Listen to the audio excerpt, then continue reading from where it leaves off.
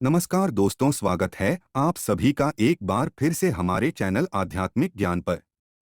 दोस्तों, विष्णु पुराण में कहा गया है, मनुष्य को एकादशी के दिन कभी भोजन ग्रहण नहीं करना चाहिए, बिल्कुल भी नहीं करना चाहिए। विष्णु धर्मोत्तर ग्रंथ में तो यहाँ तक लिखा है, ब्रह्मचारी, गृहस्थ, वानप्रस्थ अथवा यदि जो कोई भी हो, एकादशी में भोजन करने पर गोमांस भोजन के बराबर होता है। तो सिर्फ कुछ संदर्भ है जो अभी हमने आपको बताया। इस प्रकार के हमारे शास्त्रों में अनेक स्थानों पर प्रमाण मिलते हैं। एकादशी तिथि के दिन किसी भी प्रकार का अन्न भोजन नहीं लेने के लिए कहा गया है। इसलिए 8 वर्ष की आयु से 80 वर्ष की आयु के सभी मनुष्यों को अपनी क्षमता अनुसार एकादशी व्रत का पालन जरूर करना चाहिए। तो दोस्तों, आज हम इस वीडियो में बात करेंगे एकादशी व्रत के नियम। एकादशी व्रत हमें कब से शुरू करनी चाहिए?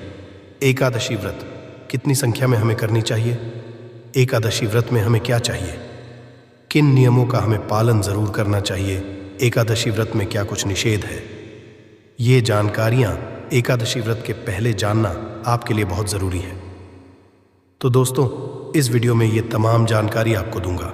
शक्तिला एकादशी कब है, कब रखें, व्रत का पारण कब करें, एकादशी और द्वादशी तिथि कब से कब तक है, पूजा का शुभ समय क्या है, राहु काल का समय क्या है, व्रत का पारण किस करेंगे और किस चीज से करें, हरिवासर कब से कब तक है, सारी बातें आज की इस वीडियो में जानेंगे। तो आप अंत तक वीडियो में बने रहें।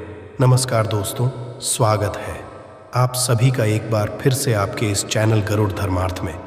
दोस्तों, वीडियो शुरू करने से पहले एक बार पूरी श्रद्धा के साथ कमेंट सेक्शन में लिखें, जय श्री हरि विष्णु। भगवान हरि की कृपा आप पर सदैव बनी रहेगी और वीडियो को लाइक करके को सब्सक्राइब जरूर कर लें। दोस्तों, सबसे पहले मैं आपको बता दूं कि एकादशी व्रत कब से शुरू करें। तो दोस्तों, जो लोग पहली बार व्रत करना चाहते हैं, खास तौर पर माना जाता है कि कोई भी व्रत हम यदि मार्गशीर्ष महीने अघन माह से शुरू करें तो बहुत खास फलदायी हो जाता है। क्यों होता है? इसके पीछे एक कारण है, क्योंकि इसके ठीक पहले चातुर्मास खत्म होता है। देवोत्थान एकादशी के दिन, उसी दिन देवउठनी एकादशी के दिन हम उठाते हैं और विधि विधान के साथ उनकी आराधना की जाती है।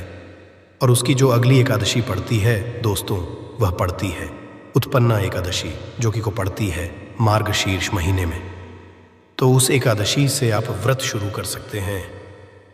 दोस्तों, क्या होता है कि इसमें भी कुछ लोग मानते हैं कि कृष्ण पक्ष से व्रत शुरू नहीं करते, शुक्ल पक्ष से शुरू करते हैं।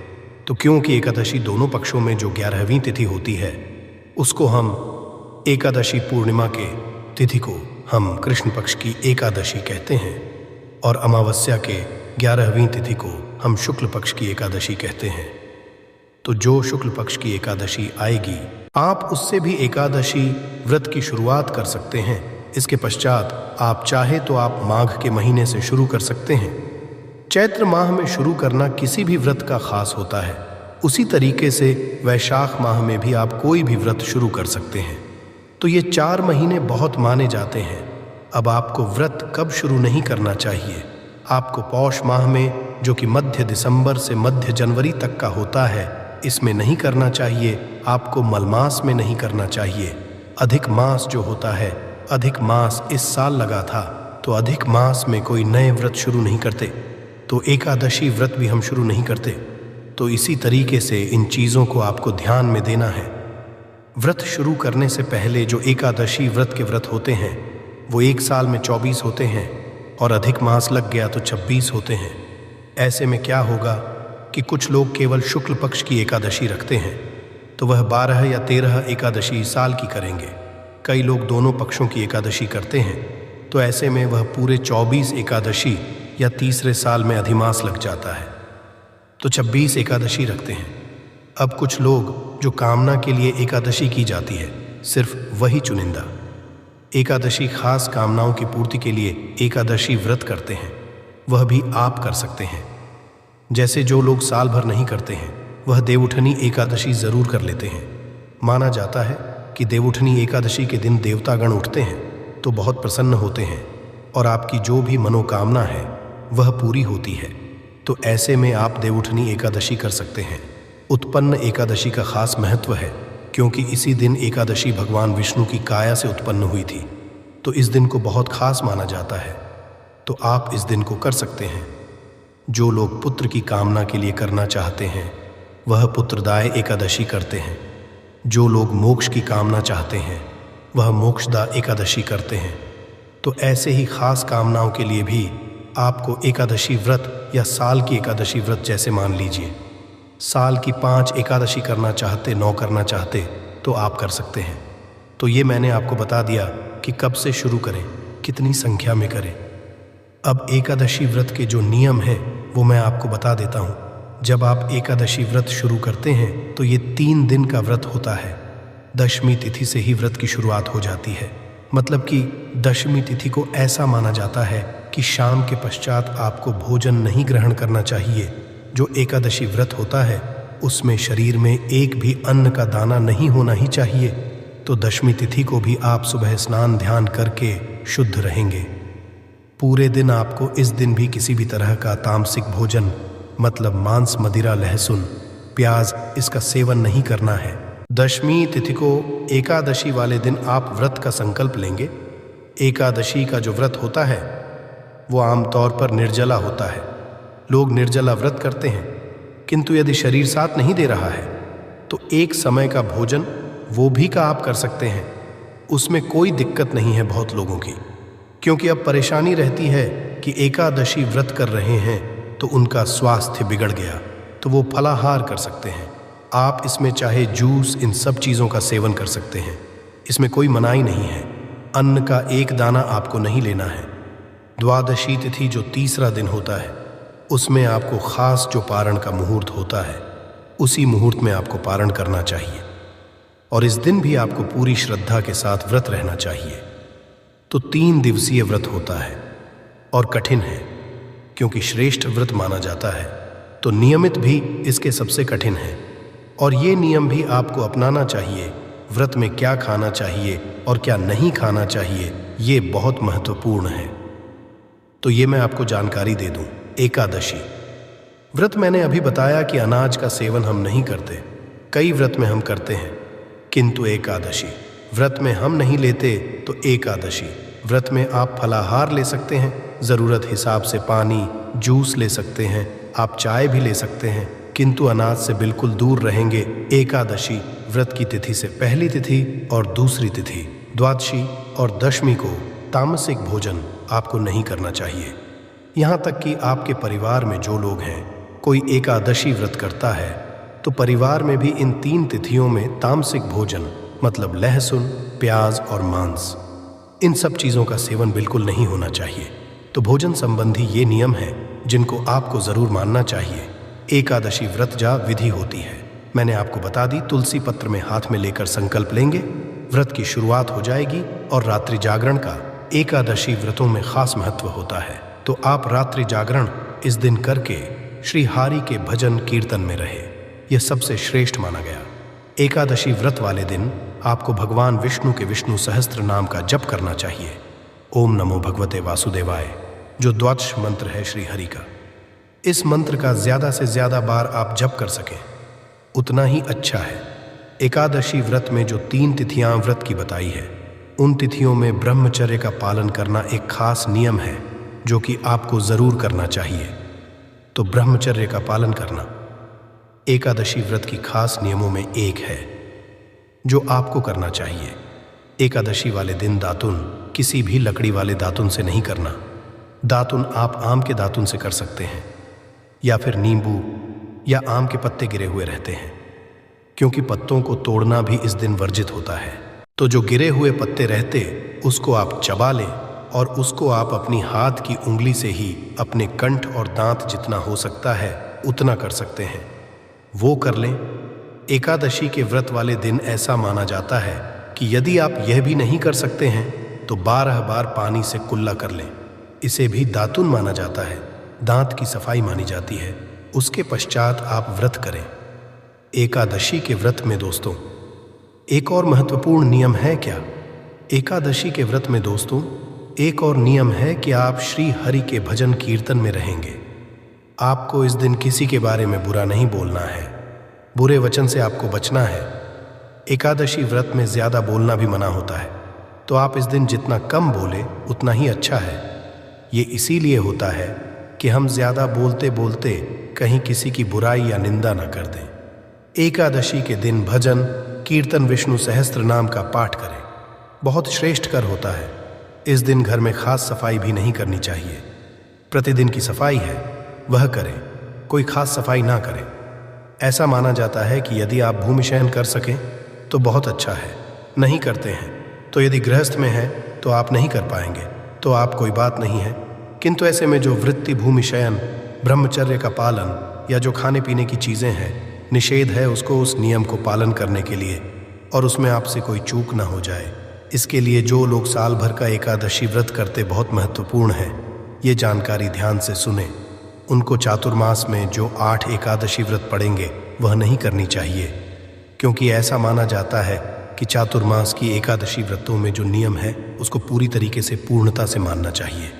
कुछ नियम हम छूट जाते, नहीं हो पाते तो कोई बात नहीं है, किंतु चातुर्मास की गृहस्थ में हैं आप, परिवार है, घर है, बच्चा है, आप तमाम नियमों का पालन नहीं कर सकते तो चातुर्मास के 8 एकादशी व्रत आप ना करें। इसमें बहुत ज़रूरी हो जाता है सभी नियमों का पालन। तो ये जो नियम है बहुत ही ज़रूरी है एकादशी व्रत में, तो आपको करने चाहिए। पारण आपको द्वादशी में शुभ मुहूर्त में ही करना चाहिए। ये जानकारी आपको पारण की शुभ मुहूर्त रखनी चाहिए। आपको ये जानकारी हमारे चैनल पर मिल जाएगी कि द्वादशी तिथि कब से शुरू हो रही है। दोस्तों, एकादशी व्रत की तमाम नियमों में एक और नियम है जो कि हमें ज़रूर करना चाहिए, क्योंकि इस दिन हमने अनाज का त्याग किया है, तो जो अन्न हमने बचाया है उस अन्न के दान का बहुत महत्व है। एकादशी व्रत यदि आप करते हैं तो आप अनाज का दान किसी भी ब्राह्मण को ज़रूर, यह भी एकादशी व्रत के महत्वपूर्ण नियमों में एक नियम है कि आपको ज़रूर अपनाने चाहिए। दोस्तों आइए अब जानते हैं शटेला एकादशी कब है, शुभ मुहूर्त पारण का समय। किंतु उससे पहले दोस्तों आपसे निवेदन है कि अभी तक आपने वीडियो को लाइक नहीं किया है तो वीडियो को लाइक करके चैनल को सब्सक्राइब ज़रूर कर दें। दोस्तों, माघ माह की कृष्ण पक्ष की एकादशी तिथि को मनाया जाने वाला छठ तिला एकादशी व्रत के नाम से जाना जाता है। इस व्रत को श्री हरि विष्णु का शुभ आशीर्वाद पाने के लिए भक्तों द्वारा किया जाता है। इस व्रत को पाप हरिणी के नाम से भी जाना जाता है। ऐसा माना जाता है कि इस व्रत को करने से सारे पापों से मुक्ति मिल जाती है।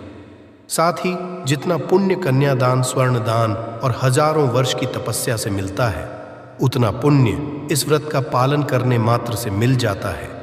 इसके अलावा घर में सुख शांति बनी रहती है। उपासक को मनुष्य लोक के सभी सुखों की प्राप्ति होती है और अंत में मोक्ष का भागीदारी होता है।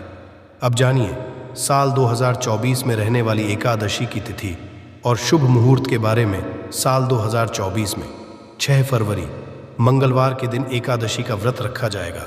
एकादशी तिथि प्रारंभ होगी 5 फरवरी की शाम 5:26 से और समाप्त होगी 6 फरवरी मंगलवार की शाम 4:07 पर।